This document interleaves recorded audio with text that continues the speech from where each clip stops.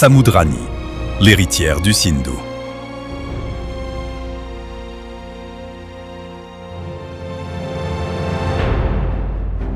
Mohenjo-Daro, 1780 avant Jésus-Christ. La ville-cité respirait comme un être vivant. Ses briques cuites au soleil emmagasinaient la chaleur du jour.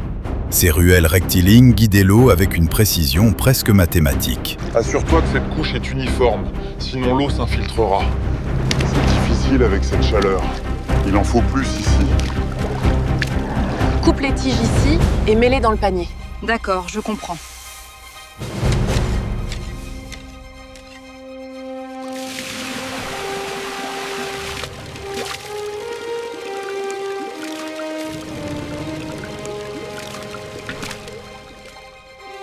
Sous les maisons, les égouts murmuraient, invisibles et ingénieux. Au centre, le grand bain sacré miroitait comme une constellation tombée sur terre.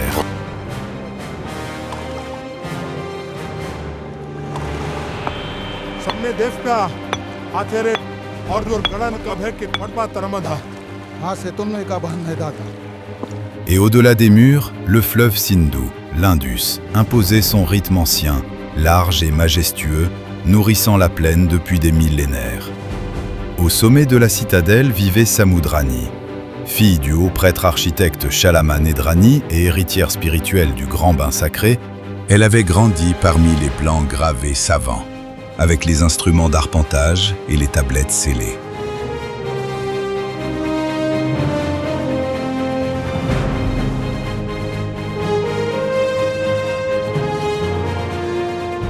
Je vais saluer mon père pour ses sages enseignements.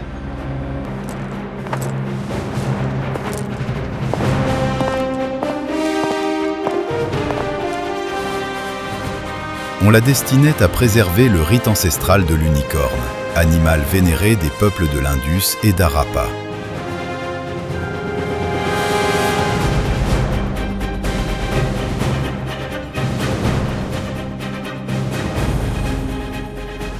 Mais elle choisit d'observer les étoiles.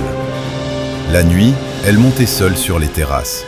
Elle traçait les constellations, notait la position de la lune, mesurait la hauteur des eaux.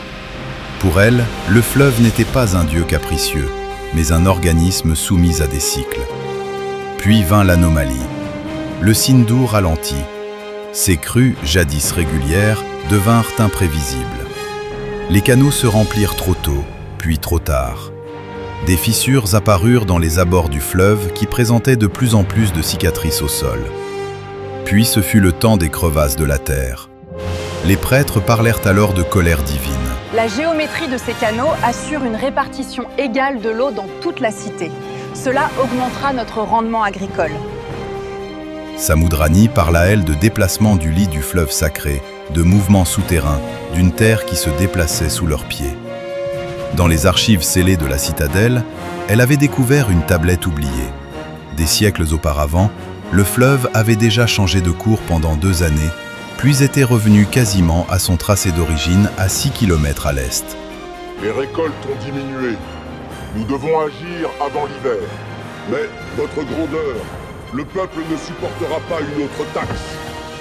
La ville avait survécu en se déplaçant. Mais cette vérité dérangeait. Le père de Samudrani, haut prêtre et architecte du Grand Bain, osa briser le silence sacré. Devant le conseil des sages, il affirma que les dieux n'avaient rien à voir avec le chaos qui frappait la cité. Ce n'était ni malédiction, ni colère divine. C'était la terre elle-même qui se déplaçait. Le fleuve qui changeait de destin. Il parla d'un mot interdit. Exode. Quitter Mohenjo-Daro. Sauver le peuple avant que la ville ne s'effondre. Mais cette vérité dérangeait. Car reconnaître la nature, c'était affaiblir le pouvoir des prêtres. Et son rival, gardien d'un ordre fondé sur la peur des dieux, ne pouvait tolérer une telle hérésie. À cet instant, la catastrophe devint aussi politique que sacrée. C'est ainsi que le malheureux fut retrouvé sans vie, au pied du Grand Bain. Le conseil décréta qu'un signe des dieux avait été mal interprété. Le nouveau grand prêtre Sakaligwa avide d'autorité, proclama qu'un sacrifice humain apaiserait les eaux. Samoudrani se dressa au cœur de la place. « Ce n'est pas le ciel qui nous abandonne, dit-elle. C'est la terre qui se transforme. » Son opposition fit d'elle une ennemie, mais la réalité et l'inévitable arriva. Plus d'eau pour Mohenjo-Daro, donc plus de vie possible. Les routes vers la Mésopotamie se fragilisèrent immédiatement. Des marchands évoquaient la sécheresse à l'ouest. La prospérité commerciale vacillait. Alors Samoudrani osa l'impensable. La civilisation ne devait pas mourir. Elle devait migrer. Un vent de panique s'empara de la cité. Il y eut des pillages, des incendies. Elle organisa l'exode comme on conçoit une cité. Les artisans consignèrent l'écriture. Les ingénieurs copièrent les plans des systèmes hydrauliques. Les astronomes transmirent les cycles stellaires à une élite choisie. Sous le grand bain, des archives furent scellées, mémoires volontairement enterrées. Au lever du soleil, Mohenjo-Daro fut abandonné. Pas de guerre, pas de massacre. Seulement le vent dans les ruelles géométriques. Des portes laissées ouvertes, des briques encore tièdes. Samoudrani quitta la cité la dernière. Dans sa main, un sceau gravé du symbole du fleuve. Elle ne regarda pas en arrière. La ville s'endormit.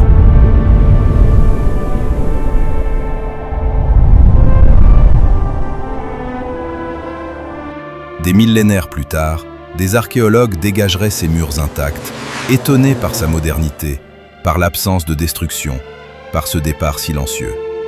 Ils parleraient de mystère. Mais certaines civilisations ne disparaissent pas. Elles se dispersent. Elles se fondent dans d'autres terres. Elles deviennent les racines invisibles du monde.